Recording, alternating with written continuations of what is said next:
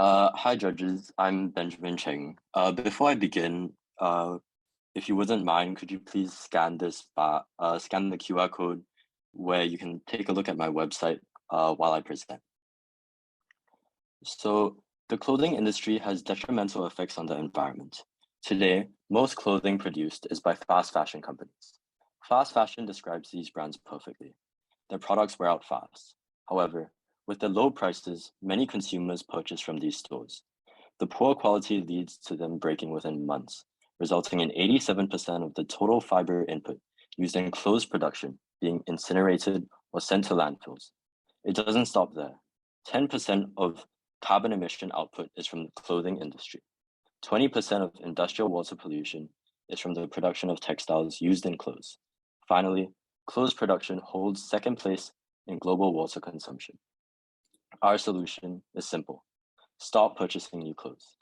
At Stans Archives, we aim to promote sustainable fashion practices by encouraging more individuals to buy thrift clothing.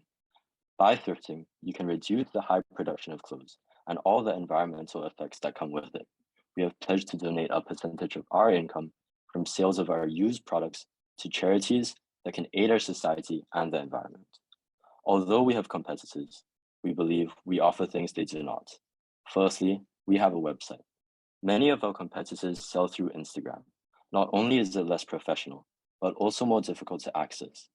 For example, if a parent is looking for a present for their child, it is unlikely they will purchase from our competitors as they might not be familiar with those channels. However, these problems are not present using our website.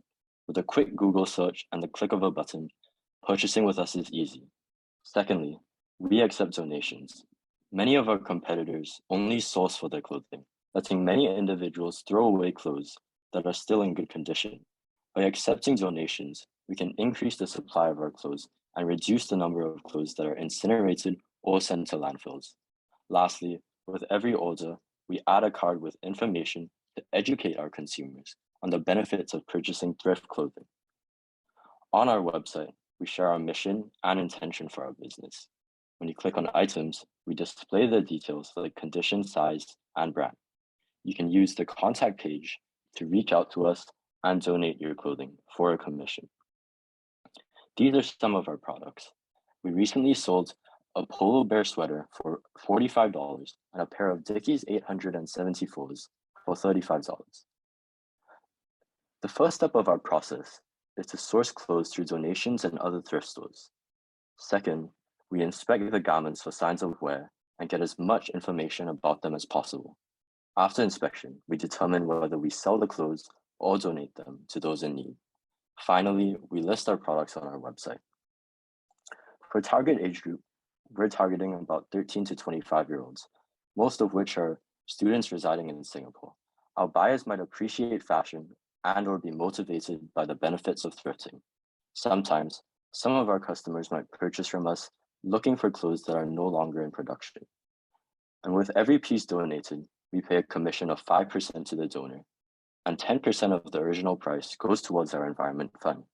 Since the first few sales of thrifting so far, I have not needed to pay any commission, so I've donated about 20% of my sales to the Australian Nature Conservancy. The remaining money then covers our costs and its profit. For our source clothing, the process is the same. However, there is no commission paid. And lastly, for shoes, there is neither any commission paid nor money added to our environment fund. Here are some testimonials from our recent customers. For example, a customer, Fran, said that the pants she bought were exactly as described and that she'd definitely buy our products again. We plan to set up social media accounts like Instagram, Facebook, and TikTok to market our products and get traffic to our website. Initially, we are aiming at consumers in Singapore. However, eventually, we plan to go global as well. In the future, we are planning to partner with our competitors. By partnering with them, we will increase our supply of clothing, and in doing so, will not have to rely on a single source for clothes. This could increase our customer base and credibility, as we plan to sell these clothes in our partners' names. We plan to become a one-stop shop, selling clothing from multiple vintage stores. If you wish to donate clothes to Stans Archives, you can scan this QR code and send us the details of your clothing. Thank you for listening. Please feel free to ask me any questions.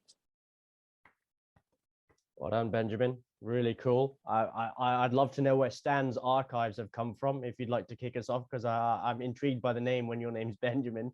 But So maybe kick us off with that. yeah, so I came up with the name because my grandfather's name is Stan, so I thought it would be a nice tribute towards him.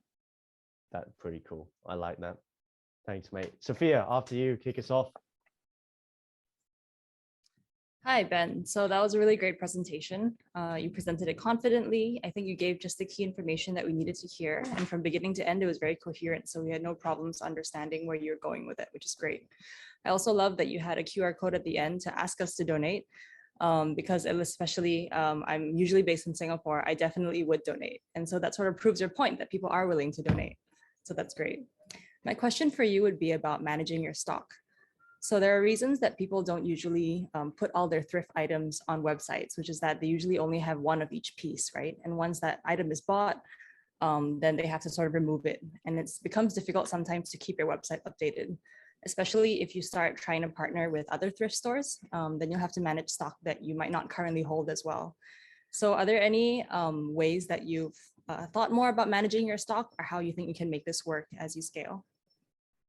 So far I haven't really thought about the scaling yet. So we're dealing with about 50 pieces of clothing, and at this time it's quite manageable for me to just do everything. And I guess as I grow, I will have to think about what I can do to scale. Okay, fair enough. Absolutely. Gulnar. Benjamin, I really enjoyed that. And I learned so much myself about, when you talked about the commission structure and how you've not had to pay it. So I have a technical question and I have more of a mindset question. I guess the technical question is to expand a little bit more on your revenue model. And the more mindset question is, having lived in so many parts of the world, I think people's cultural orientation to used versus new is varies across the world. And you said, your solution is stop purchasing new clothes. How do you sell that to someone, right? How do you sell that to someone that I wasn't raised in a family that used versus new. I don't know if I want to stop purchasing new clothes. How would you convince me to? So that's why our target age group is more for younger people, because from what I found and based on some research I've done, thrifting is very big in my generation, and there aren't many thrift stores in Singapore.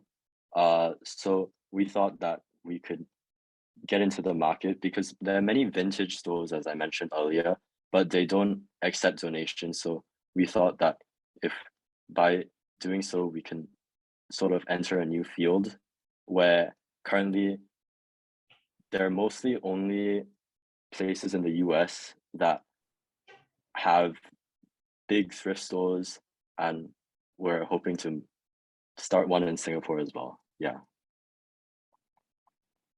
Thank you. And what about, do you mind if we go back to the first question that Gulnar had with the expansion on your revenue model, I believe, mate? Can you go back to that slide? Maybe give us a bit of a rundown with that again. Sorry, so I cut out for a second. Sorry, no worries. Do you mind expanding a bit on your revenue model, perhaps running us through it again just before we go to Michelle? Oh, so we have a commission of about 5% just to incentivize to incentivize donors, and I've asked around and I've done some research, and by giving a portion of the money away and covering all the logistics for donators, it'll make it easier for them and make them, I guess, have a more of an incentive to donate their clothes. And 10% goes to our environment fund, which is a fund that we donate towards charities. So for the clothing we sold now, we donated 20% to the Australian Conservancy, which protects land and helps fight climate change. So that's in the middle there. And the rest of the money we use to cover costs. Yeah. Okay, cool. Thank you. Michelle, after you. Thank you, Benjamin. I have a 20-year-old and an 18-year-old, and you're right. I mean, they are into thrifting. So definitely it's something, your generation, it's a huge thing. Now, can I ask your payment options that you're right now from your customers? How are you collecting money? We are on a website, so you can pay through credit card. Yeah, just credit card. So is it oh, okay, so you set up a shop front, so it's probably Stripe or something like that, right? It's Shopify payments. Okay. Yep. Right. Okay. And who is, you keep referring to we. So I guess one of the things with the scaling up, and like you said, you've right now you'll be able to manage it, but in order to scale up, who do you have at the moment, or how are you recruiting people that can work on the different parts of the business, from whether it's back-end operations or the marketing, if the intention is to grow it? So who's the we at the moment? So I've got some friends who have joined me because I'm going to be using this sort of as an IB thing as well, for CAS. And so I have some friends joining me, as this is sort of a service where they will help me out with certain things like marketing, some logistics, and just sourcing clothing as well. So you already have people doing that? I have some friends doing that, and I have a few more friends who we're planning on future projects, and they're helping me out with those as well, which is, yeah. Okay. One sort of, I guess more, it's like a suggestion. So it's great that you've identified donating to a cause in Australia. I would suggest, if you are looking at this as different, perhaps chapters of Stan's archive. So let's say Singapore is one, next could be neighboring, I don't know, Indonesia or Malaysia or something, that maybe you might want to find causes that are in that, country, just so that it's sort of a nice circular, like giving back and to help your own community. So maybe consider that as well. But I think it's a great start. I mean, you found something that you're passionate about, that's great, but that could be something, or even have a few causes that the people that buy could click, Okay, yeah. Okay, that's all for me. Thank you, Michelle. Audience, we're going to pop a poll up for you, but Marcelo, if you have any questions that you'd like to ask just while the audience is doing this, that'd be awesome. Yeah. Oh, Benjamin, thanks so much. I think it was a very clear presentation. I like the cadence and everything else, so congratulations. I have a couple of comments, perhaps, for your consideration and your comments. First of all, you mentioned that the barrier to entrance to other competitors is they don't have a website. I'm not sure if that's enough of a barrier. I think that's something that, I will not say it's piece of cake, but many people can do that. So I think you should have another ways to avoid competitors to get into your cake. The other thing is recycling. I don't know if you have considered at all the possibility of get the used clothes and do some kind of recycling. So that's, I believe, is something that is very trendy now. And finally, I think you already mentioned your target buyer person and the specific age group, but I'm working on a startup for elderly and from old people. And as you know, aging is a huge trend in the world right now. And I think one of the pieces that we have considered in that segment is also thrift clothes, and I don't know if you have thoughts about expanding to other segments of age, specifically elderly. Thank you so much. Good job, Benjamin. So I mentioned the website, the recycling, and the old guys. I don't know if you have any comments on that, but thank you. Yeah, so we're actually going to be creating I have a few friends, these are the future projects I'm working on. So I have a few friends I'm working on to create our own lines of clothing. So it might be people of an older age might be more incentivized to purchase those rather than thrift clothing. And we do sell some new clothes and some specifically shoes, I guess. So currently all the shoes we're selling, they're all new.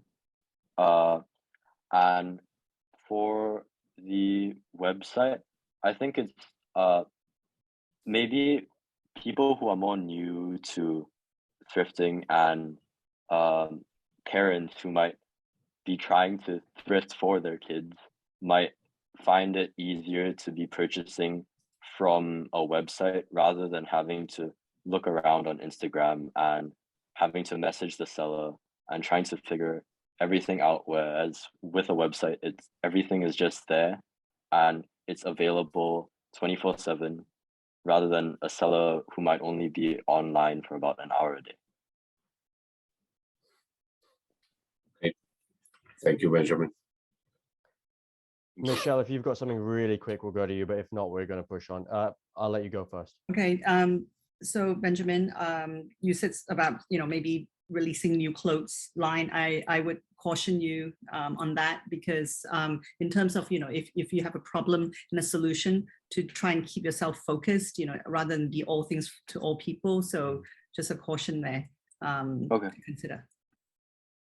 Some great words of advice you. from our panel actually right now, Benjamin. I hope that if you ever need the help, please feel free to ask us. Maybe we'll be able to put you in touch with them at some point. Who knows?